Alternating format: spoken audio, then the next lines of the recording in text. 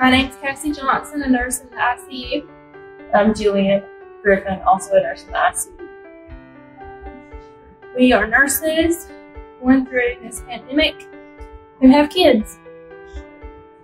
Yeah, as a young mother amidst this pandemic, I have a 6-year-old in school, a 4-year-old and a 2-year-old who all were a year younger than me when this started. Has been difficult. We've both shared the pain and the struggle of coming home to your little ones and not being able to hug them right away and run to you as you enter the house. Not even wanting to leave them and wanting to come to work, not just because of the physical demand, but because of the emotional demand as well. It's hard leaving your child to come to this, to your second family, to take care of them.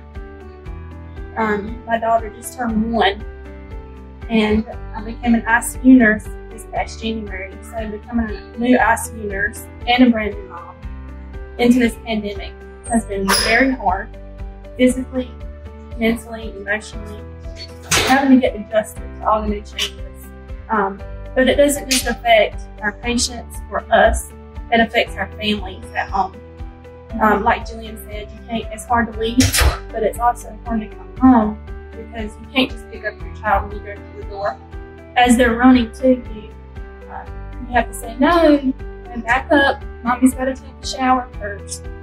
And, they start crying because they don't know why mommy can't hold them, so we have to put their safety first as well as our spouses and ours. That's just one thing that has dramatically changed for me.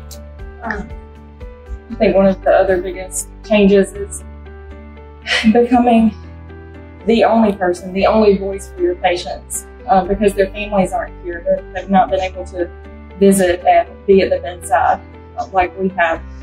So even more so than being the doctor's eyes and ears for our 12-hour shift, we're their family's eyes and ears and their family's touch of the hand, and having to be all of that has taken such an emotional toll.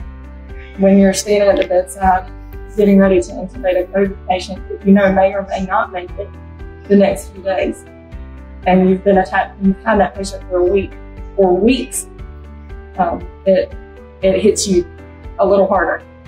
And I've been a nurse for 10 years here in this ICU, and nothing has brought me to tears during a shift like this has. Like Gillian was saying, you can't just hold skin to skin anymore without risking transmission of the virus. So, and our patients can look in our eyes. We might not have our mouths showing, but they can see in our eyes that they know, we know. And it's hard trying to keep that where we don't scare them. 100% we're behind them. You gotta keep going. You gotta keep going. And it's hard seeing these people not being able to breathe. And you just want to try and do everything you can for them, but they decide to give up. They can't. You have to keep pushing them. So it all starts back with trying to wear masks, making sure you're washing your hands. So this don't happen. It's hard seeing people's loved ones like this and then not being able to see them, like Julie was saying, for them to be able to stand up bedside and be in that room and hold their hand. Tell them it's going to be okay.